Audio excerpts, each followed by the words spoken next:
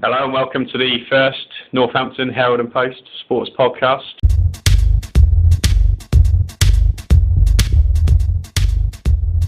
I'm Dan Palmer. I'm here with Carl Field, the sports journalist at the Northampton HMP. We're going to be discussing the sporting scene in the area: Cobblers, Saints, Steelbacks.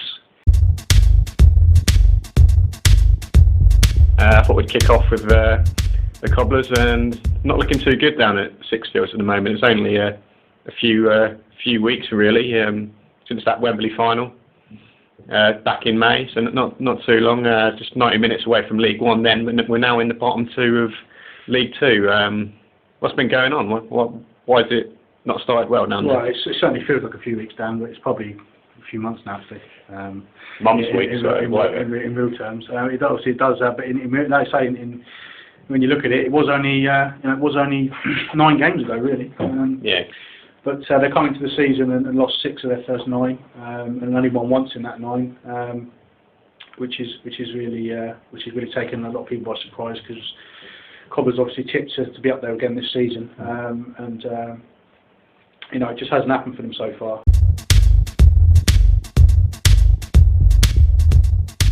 I was at Wembley for that final. It was absolutely shocking. 45 minutes in the first half, which cost them really. But everyone was saying after the game, we can use this to kick on next season. So obviously the season before that, there was a relegation battle, and they might have gone into the conference. They turned that around, and I think everyone was hoping for another promotion challenge. It just hasn't happened, does it? And there's still time to turn it around. I guess one of the big problems at the moment is perhaps the lack of goals, and that's come to the spotlight now. I think there's a couple of points there. Obviously, some people have maybe suggested that it's a hangover from that Wembley final. I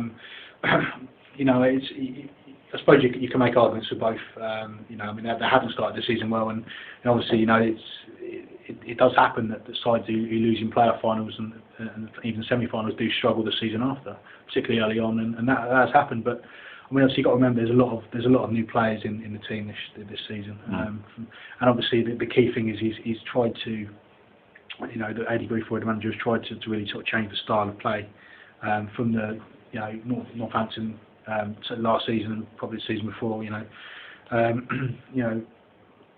Very very much a direct style of play. Lump it up to the front man, and obviously people like Akinfenwa have moved on. He's tried to play in a more fluid style of football through the middle, bringing in players like Darren Carter, Ian Morris, Gary Deegan. He's trying to play football, and I think it does take time. It does take time for it to work and for everything to gel together. I don't think it's gelled as quite quickly as people would like. But yeah, you mentioned the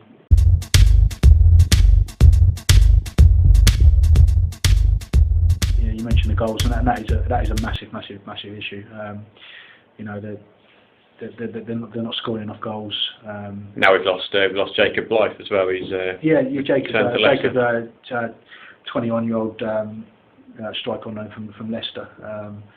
He'd been sort of quite prolific in non-league before he came on board, and he was sort of his top scorer. Scored 3 goals since coming in, and he's sort of below that. There hasn't really been a lot else.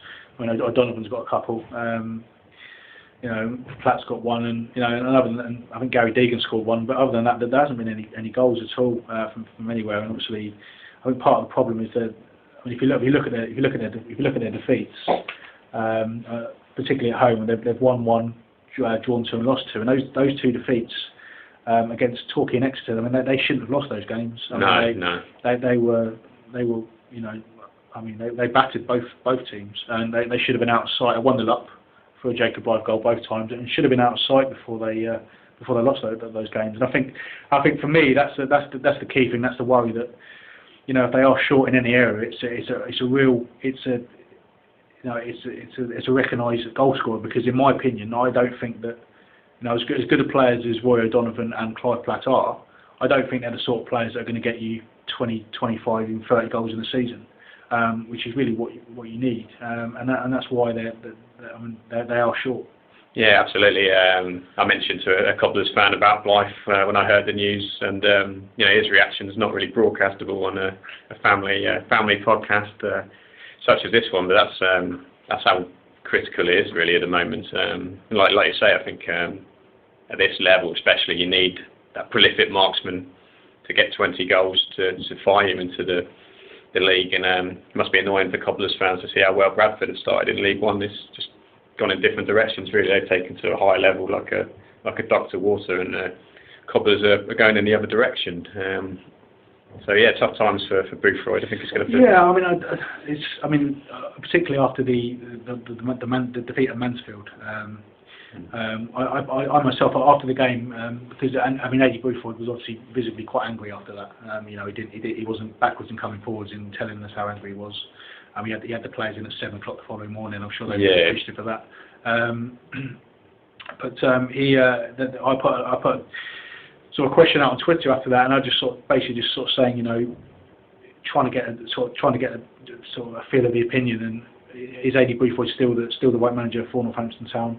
And sort of 75% of the replies that I got were in support of Eddie Boothroyd. I've got a few of them here. They're quite spot on when people sort of saying, we can't be in the cycle of sort of continually sacking managers at the first sign of trouble. You've got to stick with managers, and yeah, he's the right man, but we just need confidence in a goal scorer. You've got people sort of saying, there's lots of players letting them down at the moment, but the buck ultimately stops with him. You've got some other ones that perhaps aren't supportive. Particularly over his sort of lack of signings in certain areas. But in my view, is that's not. I don't think it's for a lack of trying. It's not like he sort of sat there and said, not ball players in. I think he's wanted to. It's just he's got his. To a certain extent, he's got his hands tied behind his back because of like a lot of clubs in League Two, and even higher. There's just no money, so he's having to work within very very tight budgets, and But I certainly don't think.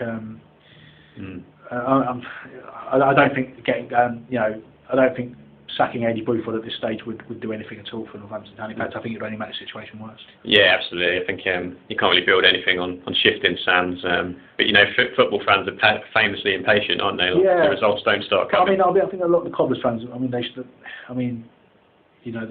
probably a lot of them, they probably do. They should probably remember where they were when Eddie Boothroyd came in. They under the last knock into the Gary Johnson reign, they really were in dire straits. Coming off the back of a 7-2 defeat to Shrewsbury and losing 4-1 at Plymouth, and I think they were going down, and Boothroyd came in and turned it around. And obviously last season got them into the playoffs. Arguably they were contenders at one point for automatic promotion, but it didn't happen. I think he is the right man, and I think the chairman particularly has taken in the past. David Cardozo has taken a massive hit on the managers. I think he's invested a lot in Eddie Boothroyd, and I think sacking him now, bringing another manager in and paying him off and letting the new manager bring in his own players, I don't think there's the money there to do it anyway.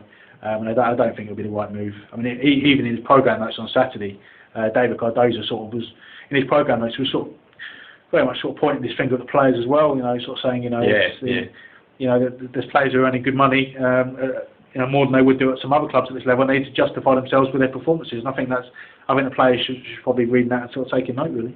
Yeah, I know. I saw AD after the 0-0 draw with Morecambe. He spoke a lot about keeping a clean sheet and how that was a positive step forward. Not sure if he's clutching at straws a bit there, but little steps forward, I suppose. And obviously, a clean sheet was needed.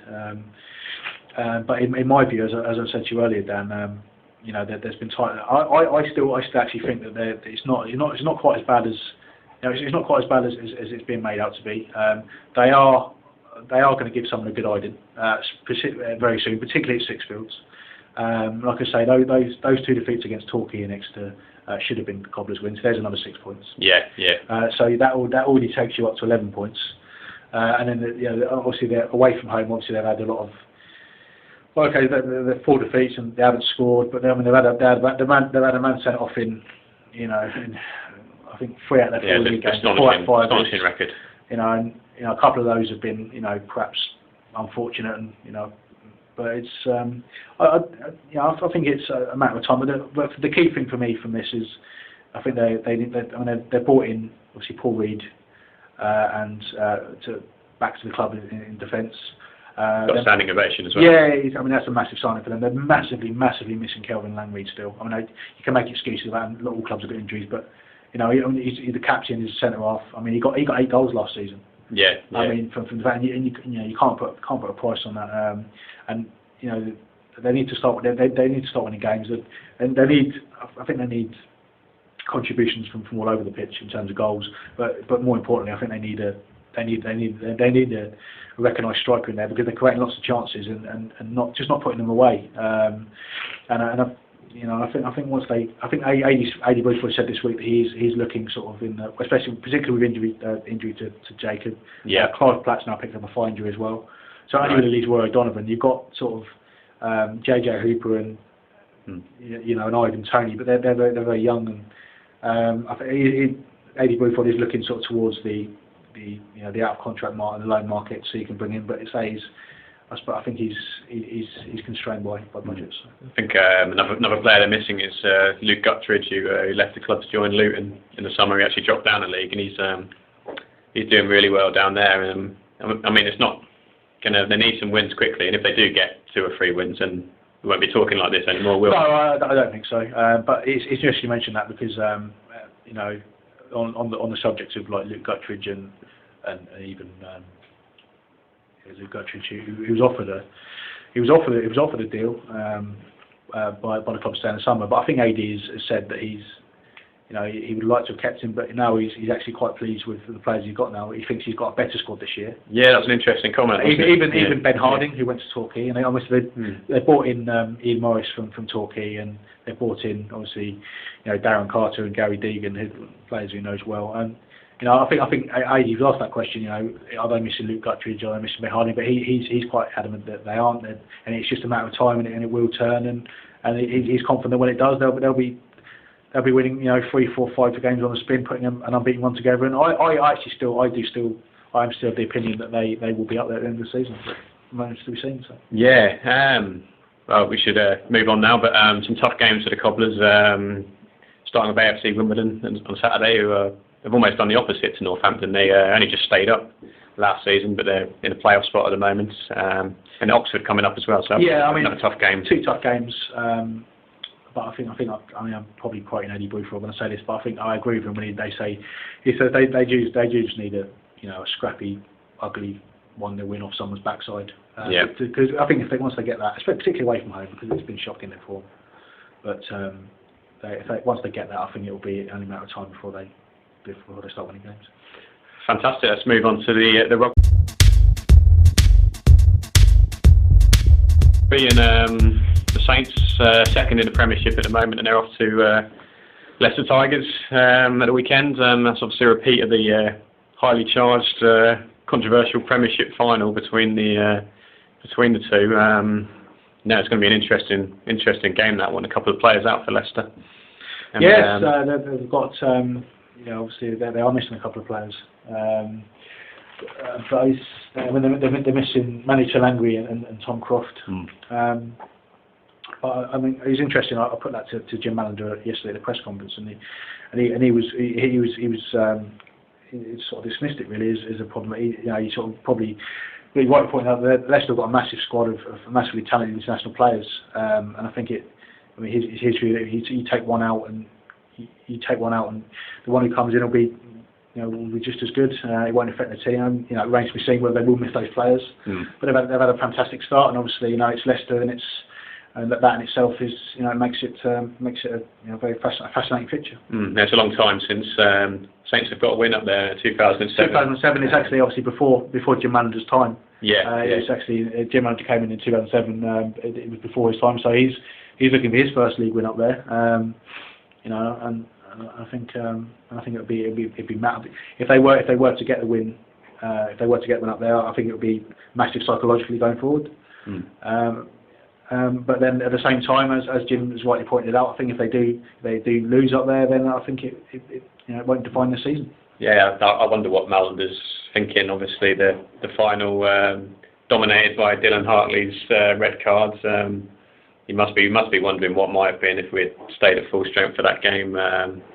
I think he might be hurting a bit, and I think he'll be determined to get some sort of recompense on Saturday. So that should be an interesting factor. Obviously, Saints have also added Alex Corby-Sierra, and George North over the summer, two players who starred for the British and Irish Lions. How have they been getting on? Have they? No, it's obviously all the talk was over the summer was about who Saints have brought in terms of Corby-Sierra North, but ironically the standout players so far haven't been those players. I mean, they've played well, but I mean it's more the sort of likes of sort of Sam Dickinson. It's number 8. He was signed from Rotherham over a year ago now, and he sort of, I think he broke his arm quite early on, and he missed the majority of last season.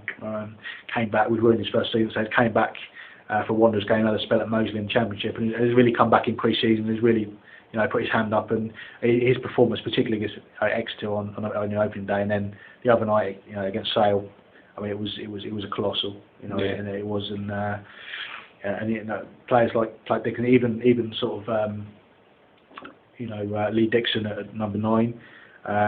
He's really stuck his hand up. I mean, obviously Saints have brought in Khan Futali from Ospreys over the summer to challenge Lee for that number 9 shirt. And if anything, Lee Dixon has actually had a positive impact on his performances because he's really stuck his hand up and responded. And George North obviously getting his first try against Sale. I think that probably gets the month a little bit. I think everyone was waiting for that, weren't they? The first North moment, if you like. But, I mean, he's funny because he's obviously in the games previously he's had a couple of those sort of barnstorming runs of his. I remember the game where they lost against Gloucester. It was sort of his sort of run from his own half that ended up setting up the try for Jamie Elliott in stoppage time. They should have won, and obviously they were outdone by Billy Twelve due to a late penalty. And obviously a run against Harlequins as well, and ended up was preluded the try for in that game as well. So he's done well as well, and I think it'll only be around time before he's sort of helping himself to a glove try, shall we say? Yeah, well, it's a great story, isn't it, Dickinson? Like going away, and then he's come back. It's like a new signing for Jim, and he's taking this opportunity with both hands. So that's brilliant to see. I mean, obviously there's the European campaign coming up as well with the game in France against Castres.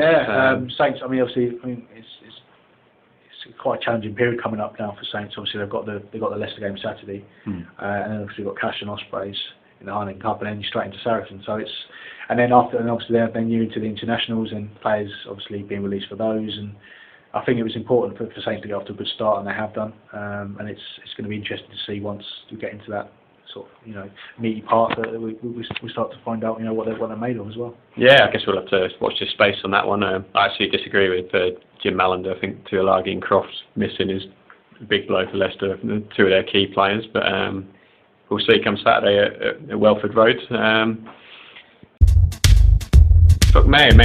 on to a team who's done very well, the Northamptonshire County Cricket Club, the Steelbacks. I mean, last season the County Championship, 2 wins, finished second bottom. In the T20 competition, they've won just 1 game. This season they've won the T20 and they've been promoted from Division 2 to the County Championship. It's unbelievable. They've had an absolutely unbelievable season. It couldn't have gone any better. I don't think. Obviously getting promotion up to Division 1 for the first time since 2004. Winning the T20 is. I mean, I don't think anyone would have even. Not even getting to finals day, I don't think. I don't think even the most hardened, most Steelbacks fan would have put a bet on that at the start of the season. I mean, they really have.